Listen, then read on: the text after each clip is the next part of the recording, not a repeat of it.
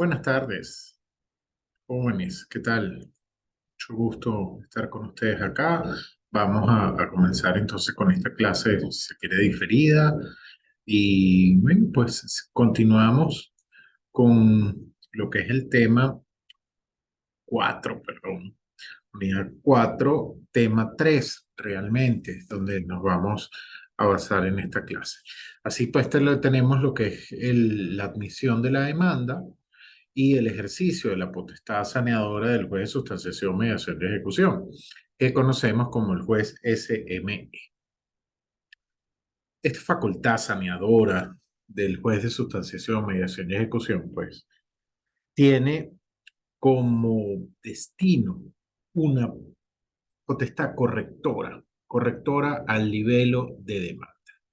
Así pues, nos encontramos frente al despacho saneador, en el cual el juez de sustanciación, mediación y ejecución, una vez que recibe el nivel de demanda en su despacho, debe entonces verificar si están dadas las características o cumplidos los presupuestos previstos en el artículo 123 del que hablamos la clase pasada. ¿Qué es esta facultad saneadora del juez de sustanciación, mediación y ejecución? ¿Qué se conoce por despacho saneador? Al igual que el profesor Carballo Mena, nosotros entendemos que esto es una potestad correctora del juez tendiente a garantizar que el nivel de demanda satisfaga plenamente los requisitos previstos en la ley, enervando vicios que pudiesen comprometer el normal desenvolvimiento del proceso. Bien, porque sea motivo de que la parte demandada pueda solicitar este, un, una aclaratoria a ese nivel o se le garantice debidamente el desenvolvimiento del proceso. Así pues, la Ley Orgánica Procesal del Trabajo establece dos momentos estelares en los cuales puede el juez desplegar esta actividad. Así tenemos pues que existe un despacho saneador de inicio o de apertura, que es el que está previsto en el artículo 124, que entendemos como el despacho saneador de apertura o inicial. Es este mediante el cual el juez, al detectar que no se cumple alguno de los requisitos previstos en el artículo 123 de la Ley Orgánica Procesal del Trabajo, ordena al solicitante mediante una notificación apercibido con un plazo perentorio de 2 días para que corrija las omisiones encontradas, bien omisiones o características en las cuales observe que no se le pueda dar un correcto trámite de la demanda. Conversamos en la clase pasada que pudiesen existir pues pretensiones que se excluyan mutuamente. Entonces, precisamente allí el juez de sustanciación, mediación y ejecución, pues le dirá a la parte solicitante, oiga, mire, esto no lo entiendo muy bien porque pueden ser pretensiones que se excluyen mutuamente, por lo cual solicito que usted aclare. Ahí no hay una omisión expresa, más bien hay demasiada información y esta información puede entorpecer el libre desenvolvimiento del proceso. Este correctivo que ejerce el juez es de oficio, puesto que no está notificada la parte demandada y en consecuencia esta no está a derecho. Únicamente está a derecho ¿quién? La parte actora. Así pues, el Tribunal de Sustanciación, Mediación y Ejecución que ordena subsanar la demanda deberá notificar a la parte actora, a objeto que una vez que conste en auto su notificación en este plazo perentorio de 2 días, pues subsane las omisiones, las deficiencias señaladas en un auto que dicta el juez. Así pues, acá tenemos unas imágenes sobre los autos que suelen dictar estos juzgados de sustanciación, mediación y ejecución y que también en clases se los haré llegar y se los haré llegar mediante la aplicación del WhatsApp. Aquí tenemos, no sé muy bien para nada. En este auto, pues, se determine el asunto, dónde está, quién es la parte demandada, la parte actora y cuáles son los requisitos que se ordenan ahí. Se perdió la imagen terrible. Se ordena notificar a la parte actora mediante una boleta apercibido de perención, escúchese eso, para que subsane las deficiencias o omisiones encontradas en el nivel de demanda para que éste dentro de los 2 días siguientes pues corrija, a que conste en auto su notificación, corrija estas deficiencias. Muy bien, acá tenemos, por ejemplo, en este auto que se hace mención a una sentencia, y este auto se los pasaré con mayor claridad, que es la sentencia 380 del 24 de marzo de 2009, y acá tenemos el link donde podrán ustedes bajarla. Esto también está dentro del cúmulo de documentos que están en el módulo 7 y que habla sobre este tema de la aprehensión que acabamos de conversar. Ahora bien, al entrar en vigencia la Ley Orgánica Procesal del Trabajo por allá en el año 2003, toda vez que tuvo una vacatio legis de un año, existió bastante confusión respecto a esta expresión que señala el legislador bajo procedimiento de perención. Por lo que pareciera que al no subsanar la demanda, el actor incurre en una especie de perención o el tribunal tiene que declarar una perención de la instancia. Y si hablamos de perención de la instancia, como bien ustedes conocen, pues la demanda tendría que ser intentada dentro de los 90 días siguientes a la declaratoria, pues, de esta inadmisibilidad. En este sentido, es bueno recordar las palabras de un sabio maestro, el doctor Juan García Vara, que dice que no se debe entender por perención ese apercibimiento, sino es como por una perención por el plazo perentorio, vaya juego de palabras. Pero si lo que realmente se debe declarar es la inadmisibilidad de la demanda por no haber subsanado eh, correctamente o simplemente por no subsanar dentro de los 2 días siguientes a que se le notificó sobre las correcciones que debía realizar al nivel de demanda. Acá les dejo, pues, una máxima de una sentencia en la cual, de un juzgado superior, y en la cual indica que ahí los términos en los cuales el juez declaró la aprehensión no era la correcta, porque lo que se debía entender es la inadmisibilidad de la demanda y por lo cual inmediatamente podría el solicitante volver a interponer su demanda nuevamente. Un tema de acceso a la justicia realmente. Ahora bien, una vez que se ha notificado o se le advierte acerca de esta notificación al actor, al solicitante, al abogado de la parte actora, que se le dice, mire, corrija su nivel de demanda porque resulta que no se entiende cómo hizo tal cálculo sustantivo o no hizo dentro del objeto de la demanda, no señaló adecuadamente cuáles son los motivos o cuál es, a dónde dirige su pretensión o pretende acciones que se excluyen mutuamente. En las boletas de notificación, como bien ustedes acá están, esta se ve un poquito mejor, pues se le indica en tal punto de su nivel de demanda no se entiende bien o hay tal cual omisión, y esto es ¿para qué? Precisamente para sanear el procedimiento, precisamente para que no exista un entorpecimiento posterior al libre desenvolvimiento procesal. Y en estos autos se les hace saber que una vez que conste la notificación tendrá 2 días para realizar esta subsanación que el tribunal advierte para proceder a la admisión de la demanda en el caso que el tribunal estime que parte actora, la parte solicitante, subsanó adecuadamente el nivel de demanda. Hablamos entonces pues de la suficiencia o insuficiencia de la subsanación. Pues bien, como bien lo dice el punto, si se declara suficiente la subsanación, es obvio que el tribunal procederá a admitirla.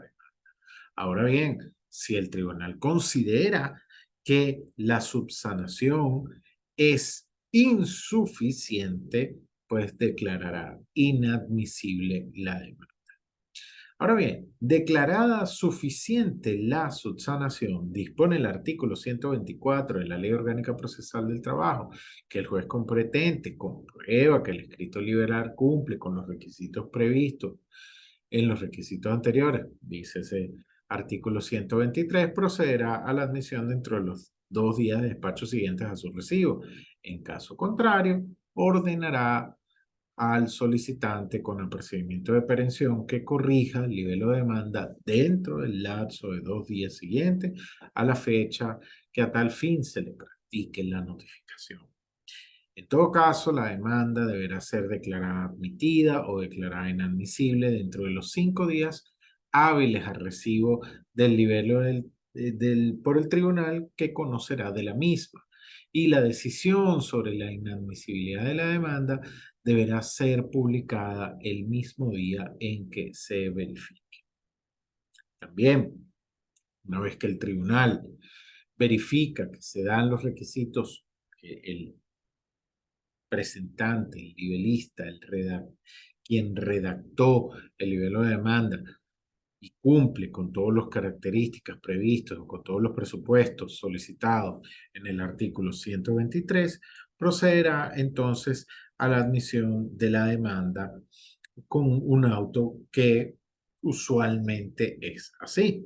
Visto la anterior demanda, sus recaudos, sus anexos, este juzgado, sustanciación, mediación y ejecución, considerando que la demanda no es contraria al orden público, no violenta este, una acción que no esté tutelada en la ley, que no sea ilegal, ¿verdad? Admite la misma, ordenando pues que se notifique a la demandada para que al 10º día que conste en autos la certificación del secretario, se celebre la audiencia preliminar. En esta autoadmisión tenemos que se dan 2 días de término de la distancia, pues en este caso la demandada no se encuentra dentro de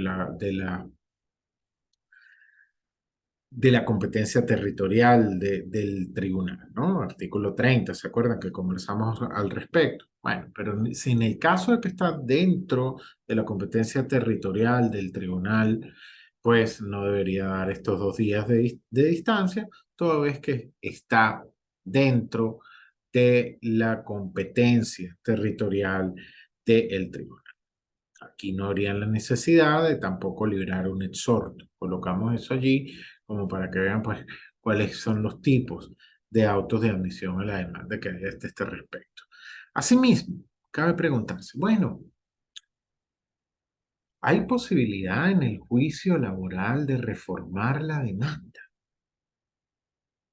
¿Podemos, admitida admitida la demanda o admitida la subsanación del despacho saneador, ¿podremos nosotros entonces reformar la demanda? ¿Está permitido esto? Pues sí. Si bien la Ley Orgánica Procesal del Trabajo no lo dispone expresamente, el artículo 11 de la ley dispone el principio de analogía. Este artículo 11 es muy útil, pues, si bien es cierto, habla de lo que ya hablamos, uno de los principios eh, fundamentales del procedimiento laboral, que es la uniformidad, cuando nos señala la norma que los actos procesales se realizarán en la forma prevista en la ley y en ausencia de disposición expresa, el juez del trabajo determinará los criterios a seguir para su realización. Todo ello con el propósito de garantizar la consecución de los fines fundamentales del proceso, conseguir la justicia.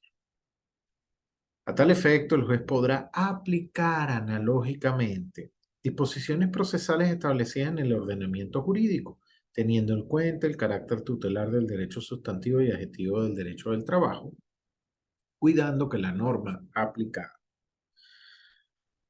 por analogía no contraríe los principios fundamentales establecidos en la presente ley. Entonces, acá hay que preguntarse, bueno, ¿puedo subsanar? ¿La subsanación en el procedimiento laboral contraría los principios fundamentales de la ley? No, para nada. Y aparte, la reforma, la demanda, disculpen, la reforma, la demanda, es un acto escrito, también debe cumplir con las características previstas en el artículo 123. No hay una oportunidad, por lo cual nosotros podemos utilizar el artículo 343 del Código de Procedimiento Civil, por lo que podrá la parte actora por una sola oportunidad, mientras no se notificaba pues la parte demandada y mientras no se notifique cuantas veces quiera, y antes de la instalación de la audiencia preliminar, uno por una sola vez, reformar su demanda, teniendo en todo caso el Tribunal de Sustanciación, Mediación y Ejecución nuevamente sanear, si así lo considera, señalar dentro de los 2 días siguientes a que notifique a la parte actora, al nivelista, si consigue que hay alguna omisión o hay alguna transgresión a lo previsto en el artículo 123 de la Ley Orgánica Procesal del Trabajo. También deberíamos preguntarnos, bueno, ¿existe la reconvención de la demanda en el juicio laboral? ¿Se puede practicar? Fíjense, la Ley Orgánica Procesal del Trabajo nada indica sobre la reconvención y hay muchas opiniones encontradas y autorizadas al respecto. Sobre esta figura procesal, hay quienes sostienen que la misma debe ser admisible de conformidad con las normas previstas en el artículo 365, 369 del Código de Procedimiento Civil, como quienes sostienen que no, sosteniendo que esta figura contraría los principios rectores previstos en la Ley Orgánica Procesal y que en todo caso, en materia de derecho del trabajo, opera la compensación de deudas.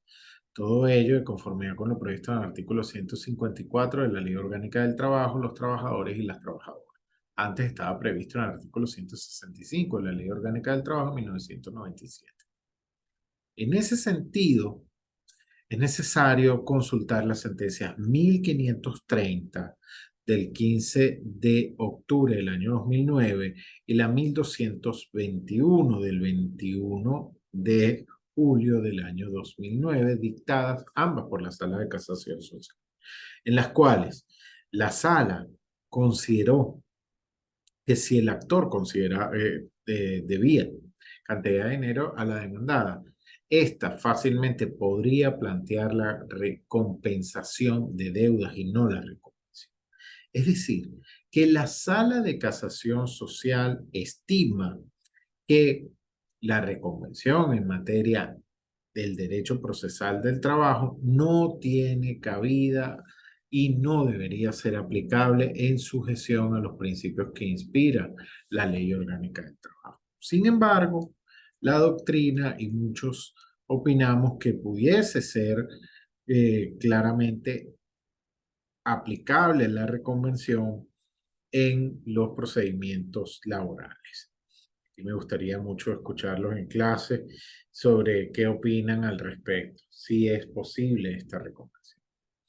Ahora bien, ¿cómo se notifica el demandado? ¿Cuáles son los tipos de notificación que dispone la Ley Orgánica Procesal del Trabajo a saber? Pues bien, primero veamos que la notificación puede ser personal, por correo certificado, por notario público o por medios electrónicos de acuerdo con la Ley Orgánica Procesal del Trabajo. Históricamente, en el procedimiento laboral se han implementado citaciones y notificaciones más flexibles, sencillas y eficientes que nuestro procedimiento primo hermano, que nuestro procedimiento previsto en el Código de Procedimiento Civil. Así pues, la Ley Orgánica de Tribunales y Procedimientos del Trabajo ya disponía de la citación por cartel, como la citación con testigo, una citación muy propia de lo que es pues, el procedimiento laboral. Y la Ley Orgánica de Trabajo de 1997 disponía la notificación por cartel, que era un simple cartel de notificación que se le dejaba a la parte demandada en su correspondencia, en su servicio de recibo de correspondencia. Y era mucho más flexible y expedita. Ahora bien, ¿cómo opera en nuestro mundo? Primero, ¿qué es esta notificación? ¿Cómo se emplaza a la demandada en el procedimiento laboral venezolano? Pues bien, la notificación está prevista en el artículo 126 de la Ley Orgánica Procesal del Trabajo. Por favor, esto es importantísimo que ustedes tengan muy presente lo que es la notificación de la demanda en el procedimiento laboral, toda vez que todavía sigue dando muchas opiniones. Y este pues es el emplazamiento a la demandada, el emplazamiento bajo la modalidad de notificación. Siguiendo a Coturri, que define el emplazamiento como el llamamiento hecho a plazo por el juez citando a una persona para que comparezca a un proceso o instancia a manifestar su defensa o a cumplir con lo que éste mandare.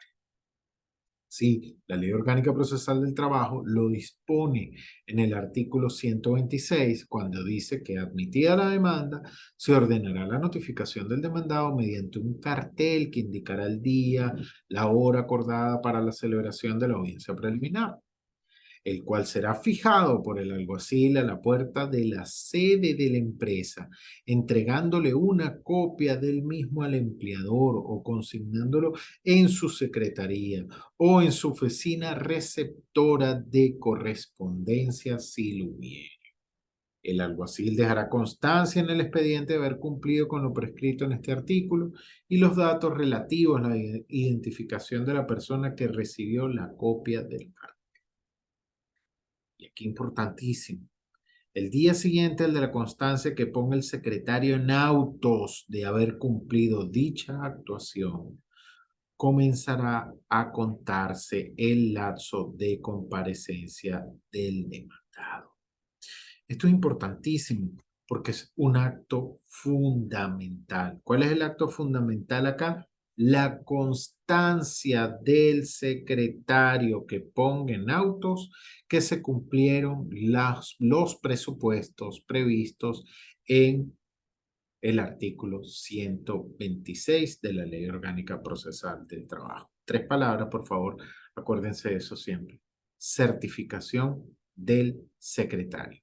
El secretario es quien otorga mediante esta certificación la certeza jurídica para que la parte demandada y la parte actora comiencen a computar los 10 días de despacho correspondientes para saber el día y la hora en que se celebrará la audiencia preliminar.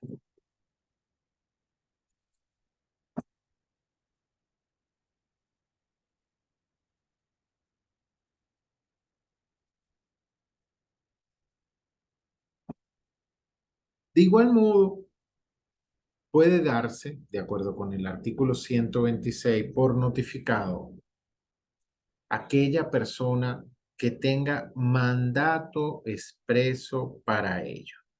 Y esta vendría siendo la notificación personal y directa, por lo cual no habría necesidad de que el secretario coloque la constancia en autos.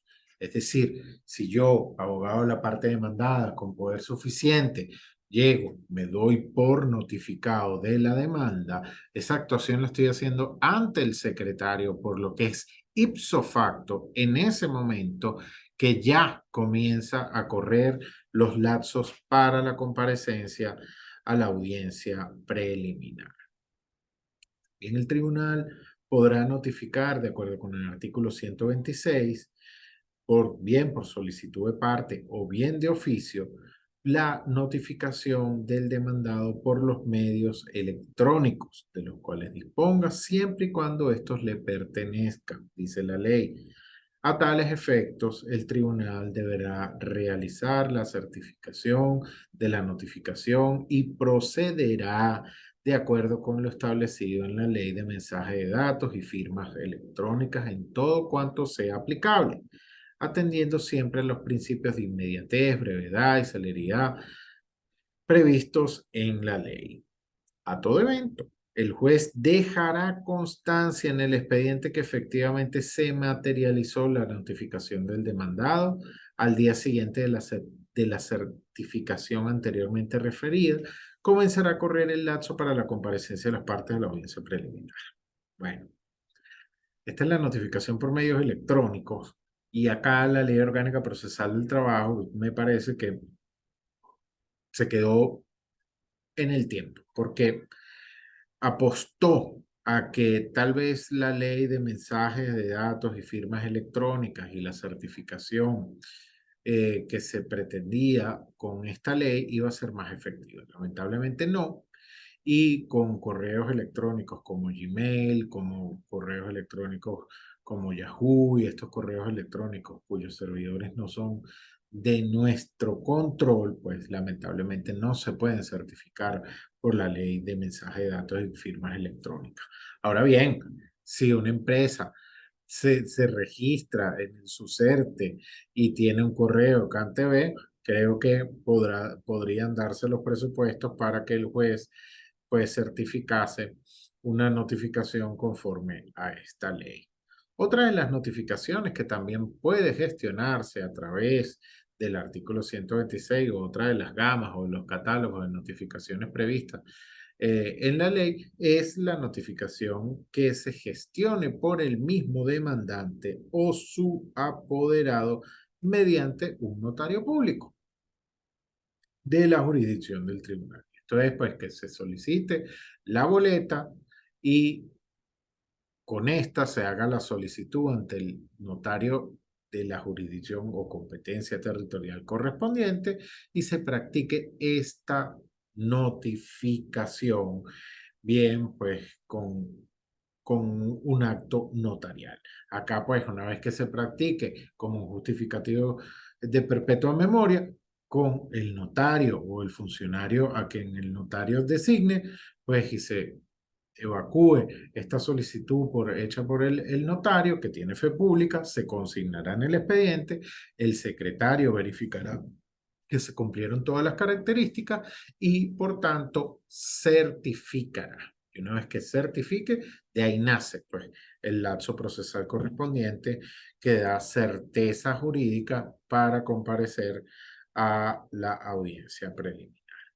De igual modo, dispone el artículo 127 de la Ley Orgánica Procesal del Trabajo que el demandante también podrá solicitar la notificación por correo certificado con acuse de recibo. Y esto es pues como cualquier eh, notificación o entrega de correspondencia que se haga por estas empresas dedicadas a tales fines que certifican la identidad de la persona que recibe un paquete y una vez que se identifica a la persona, se dan las características previstas como bien lo haría un alguacil, pues se le entregará al solicitante, el solicitante la consignará en autos y el secretario estudiará si se dieron las características, pues que dispone el propio artículo 126 y en caso de que se sienta satisfecho, certificará la notificación y por tanto, pues la declarará válida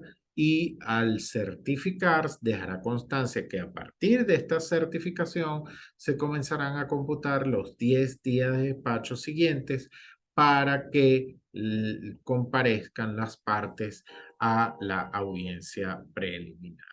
Veamos también cuáles son las características de La notificación. Pues bien, es un acto procesal toda vez que se realiza en el procedimiento. Es un acto que pone conocimiento a las partes para su comparecencia, a un acto de su incumbencia. Es un acto que emplaza a la demandada y garantiza su derecho a la defensa. Es única porque la ley dispone del principio de notificación única para que las partes estén a derecho de todos los actos subsiguientes, salvo para los casos previstos en la ley o por pérdida de la estadía de derecho. Tampoco podamos pretender que las partes estén arraigadas todo el tiempo al proceso. Es necesaria toda vez que constituye una formalidad esencial para la validez del juicio, debe ser escrita y documentada. Por esta misma razón es que es un acto procesal.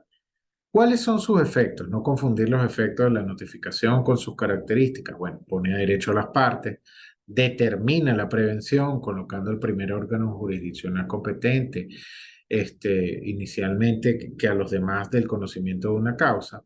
Por supuesto, interrumpe la prescripción de las acciones, como también enerva la caducidad de las acciones en caso de que esté sujeto a este plazo fatal y obliga a la comparecencia de las partes a los.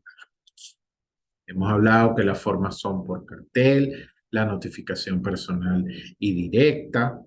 Tenemos también pues la notificación electrónica, la notificación hecha por el propio demandante. Vimos lo que es la notificación hecha por correo certificado y cómo se notifica a la nación, a los municipios. Bueno, de acuerdo con el decreto a la nación, de acuerdo con el decreto con rango, valor y fuerza de ley orgánica de la Procuraduría General de la República, pues tenemos que guardar la forma que dispone estos instrumentos legales, considerando pues las garantías que se le dan a estos eh, organismos públicos, ¿verdad? Estos privilegios y prerrogativas que se le dan a estos organismos públicos y por eso también se deben dar los plazos que dispone esta ley. También como en el caso de los municipios, la ley orgánica del poder público municipal, lo cual es súper importante para este tipo de organismos. Ahora bien, y para aquellas notificaciones que se deben realizar fuera del territorio de la República de Venezuela. Pues bien, estas deberán atender a las disposiciones del término ultramarino previsto en el Código de Procedimiento Civil, a las convenciones interamericanas sobre exhortos o cartas rogatorias, como el convenio sobre la notificación, traslado en el extranjero de documentos judiciales o extrajudiciales en materia civil o comercial.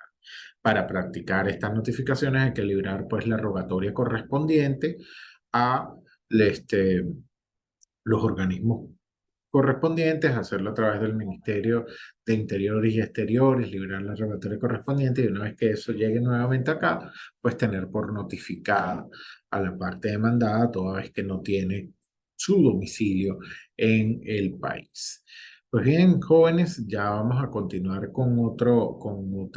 adelantando un poco más las clases. Esto vendría siendo lo que nos faltaba de la clase anterior y continuaremos ahora con parte del tema 5 correspondiente pues a la audiencia preliminar y que ya veremos en vivo en nuestra próxima clase.